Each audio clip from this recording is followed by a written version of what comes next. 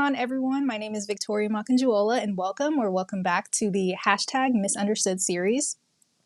The Misunderstood series is a series of interviews with Gen Z artists, musicians, TikTokers, influencers, friends, and much, much more. And I have a really special guest on today. Her name is Chimdi Ihezie. Hope I said that right. You did not. I did not. I did not. I'm watching your face to see, and I was like, she's trying though, and that's what matters in life is that you try. Oh, wait, okay. My first thought was Ihezie. It's Ihezie. Ihezie. Yeah, but I'm gonna become a one-name wonder. I'm gonna become a Beyonce and Oprah. Forgive me. Chimdi will do, truly. Forgive me. There we go. We're already hopping into like, girl, see, look, this is why they didn't even get my last name right. Mm-hmm. Like, okay, so first question, let's go. Have you ever felt like you were misunderstood, and why? I think growing up, as now I know a lot more about like trauma healing, which is this, I'm in a program that I'm really passionate about. So it's kind of infused a lot of my thinking. So when I look back at my life growing up, being the child of immigrant parents, being in Baltimore City, being very smart and very driven, and not really seeing the resources being poured into me the way I knew they should be. I remember being very sort of confused about one, sort of why I wasn't being resourced. So I had experiences going to Catholic school, going to public school, and I was like, how come in this school I get these resources and these books and these teachers and these classes, and here I don't? So just sort of not understanding why I wasn't being seen in my value. Simultaneously not understanding why my classmates in different places didn't have the same passion for the education and for their life in the same way I did, and genuinely not really understanding that.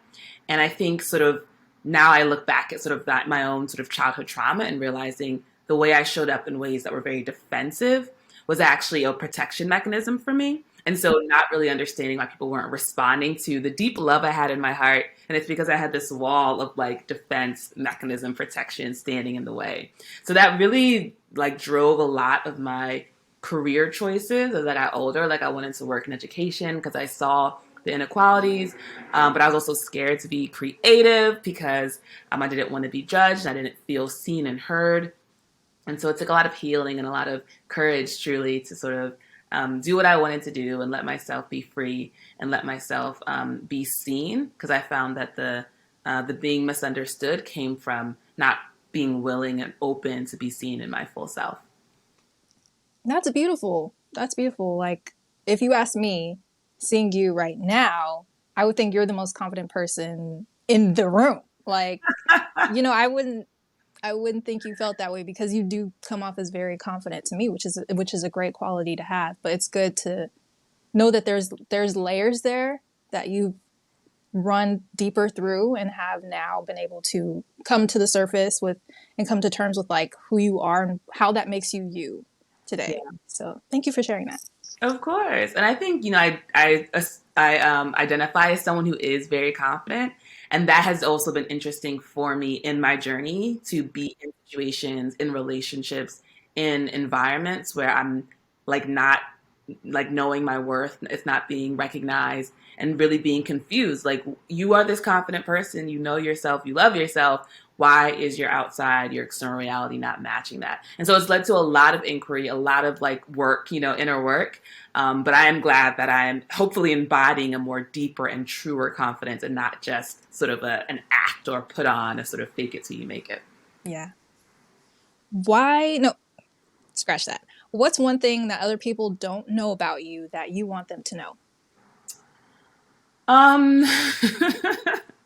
think I create on YouTube, and I show up pretty authentically, I think, on YouTube. And I think people assume that they do know a lot about me because of the way that I show up. Right. And I think I would just want folks to understand how much intentionality and thought goes into creating a public persona, and the ways in which there's a lot of inner work and inner dialogue around, okay, how much more of myself do I see and am I comfortable with? And of that, how much do I actually want to put online and share with the world?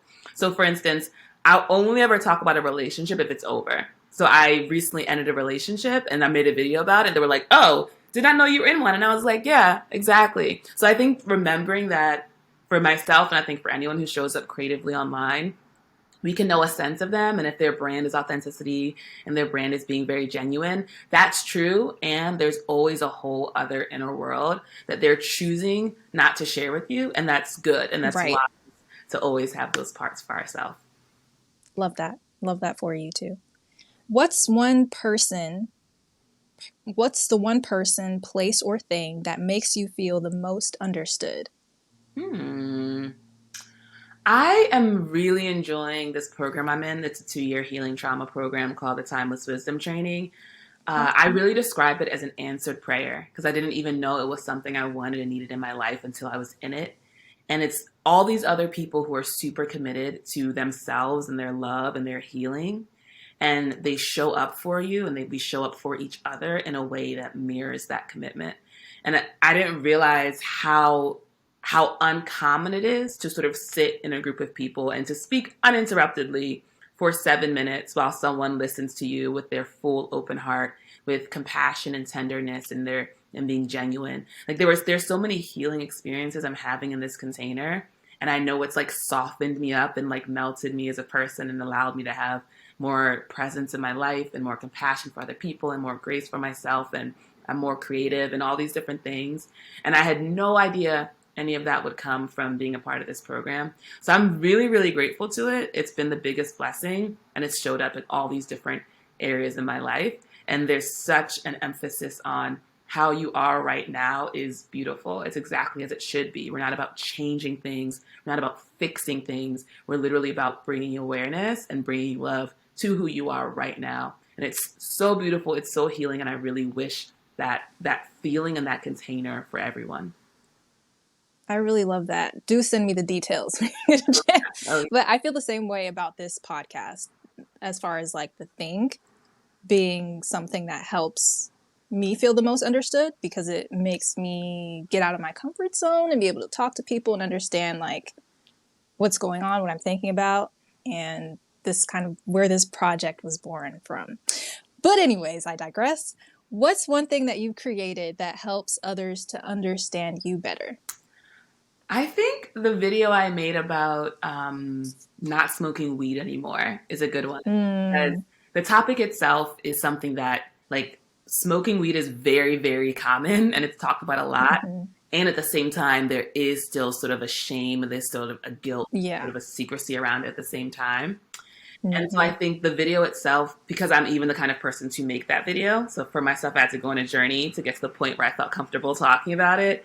The nature of how I show up in the video, which is just like a lot of joy and a lot of light and a lot of laughter, but also that vulnerability too.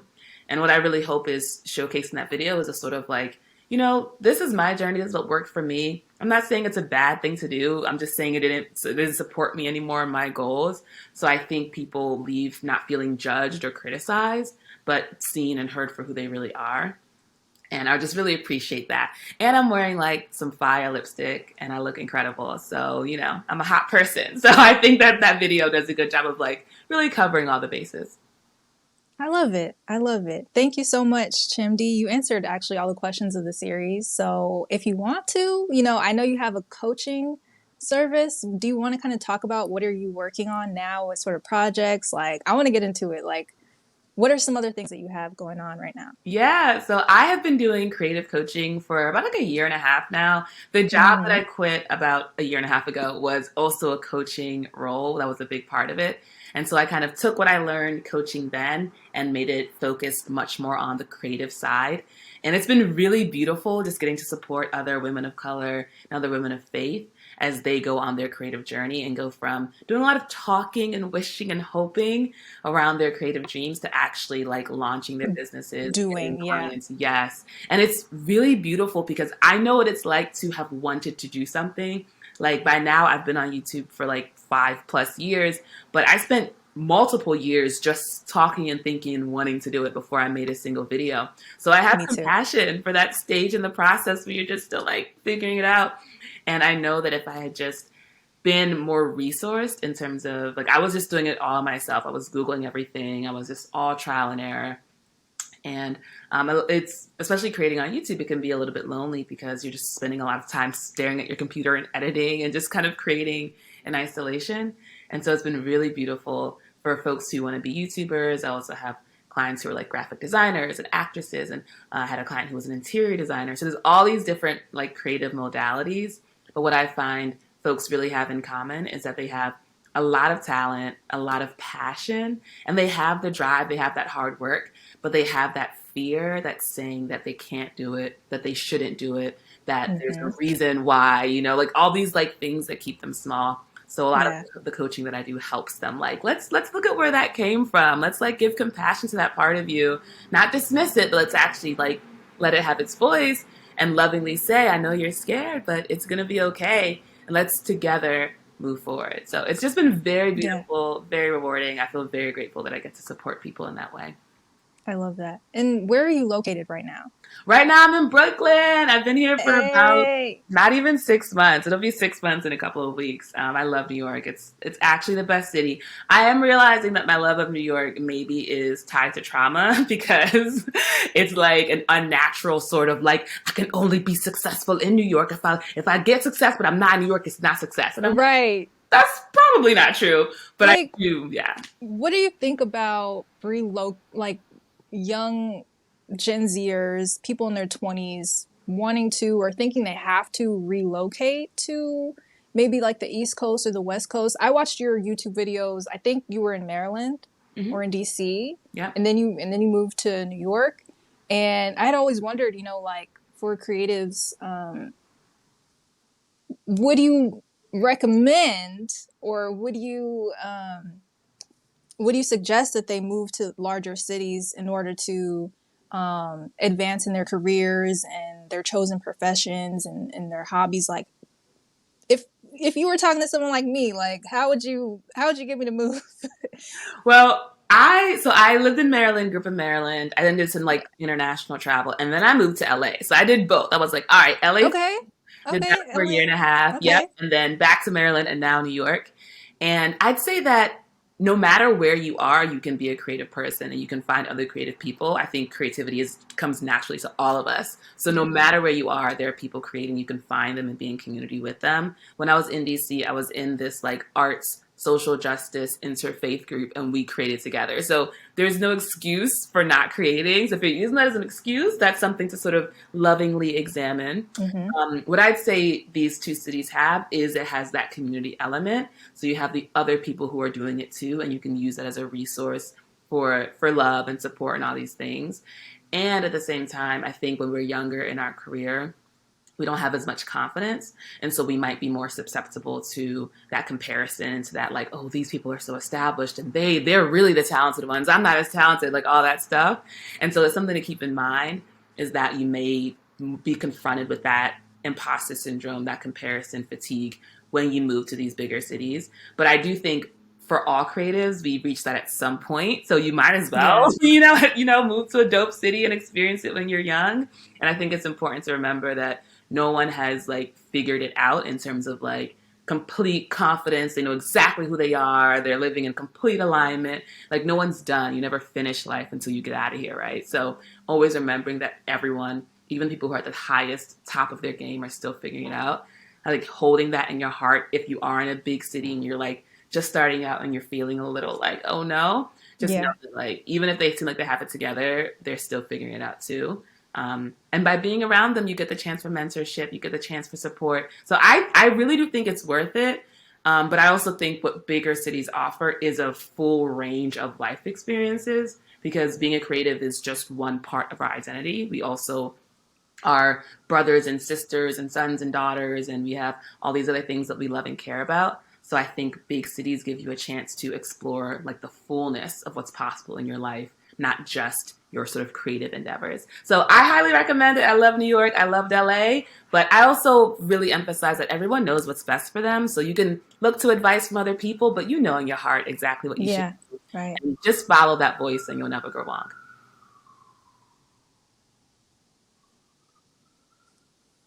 Sorry, the Wi-Fi. The Wi-Fi. We're good. We're back. We're back. But yeah, I love that. That's very encouraging. I'm from the South. I live here in Dallas with my family, but I did actually move. I lived in DC for a little bit for school when I was at GW, and so having that, it was actually kind of a culture shock moving from the South to like kind of a mega city, international melting pot, like the capital of the US. Um, but I'm glad it was able to kind of get me out of my comfort zone. And I still have like friends from the East Coast that I'm still very connected to. So yeah, I don't regret that. And like, there's also a part of me that's thinking like, maybe in the future I can move back or move to the West Coast or something like that. So, we'll see. We'll see, One thing I'll but say, like you said, like trust. yeah, I was Go going ahead. to say that one thing I'm starting to realize more than ever is just how much our reality matches our state of consciousness. And so being Yeah. in New York really is that I have a New York state of mind, which is like a very particular Yes. way of thinking about the world and thinking about life. And so I'm surrounded by people who are very similar in that way. And it's very How beautiful. would you define, sorry, so sorry to cut you off. Like, how would you define the New York state of mind I for think you there's personally?